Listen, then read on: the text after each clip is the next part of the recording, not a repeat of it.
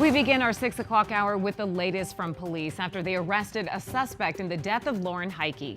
Good evening, everyone. Thanks so much for joining us for 12 News at 6. I'm Kariba Devine. I'm Mark Curtis. The 29-year-old was hiking along a North Phoenix trail when police say she was attacked. But tonight, a suspect is behind bars facing first-degree murder charges. Team 12's Bianca Bono has been covering this story since Heike first disappeared. She joins us live tonight. And Bianca, what have you learned from police?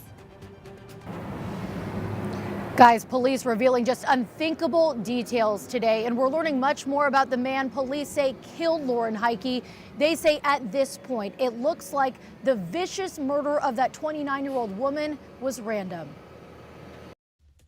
The killer responsible for Lauren's death is in custody. Phoenix police shedding light on how they were able to find the man suspected of killing Lauren Heike less than a week after her body was found. Lauren was brutally attacked with a bladed object and died due to her injuries. Homicide Lieutenant James Hester says last Friday, as Lauren was on a hike along the Reach 11 trail in North Phoenix around 10:30 in the morning, 22-year-old Zion Teasley attacked her from behind, stabbing the 29-year-old 15 times. I believe Lauren fought off her attacker and was able to flee, but her injuries were just too severe. According to court records, cameras near the trail show Teasley walking in the same area of Heike, ending up on the same trail just minutes apart. They say cameras later show Teasley running back and forth on the trail close to where Heike's body would be found 24 hours later. Our detectives have been working tirelessly around the clock. Those detectives linking Teasley to the crime through a DNA match, examining one of Heike's shoes discarded on the trail. They also say they pinged his cell phone to the scene of the crime. Records show Teasley had a plane ticket booked to Detroit Thursday night,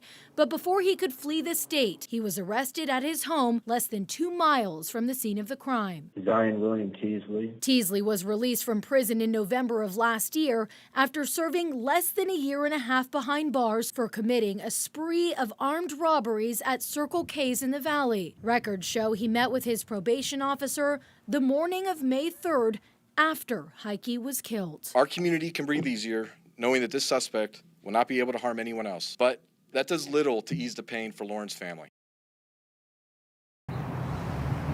And Teasley is being held on a $1 million cash bond. In his interview with police, they say he identified himself as the man seen on that trail camera. They say he also said if he were to do something like this, it would not be premeditated. Guys?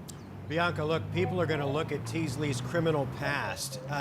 He got out. He was a convicted felon. Did he strike a plea deal to get out early? He did, guys, after robbing 7 Circle K's across the valley, some of them at gunpoint. He struck a plea deal for 3 years. He served 1.5 years.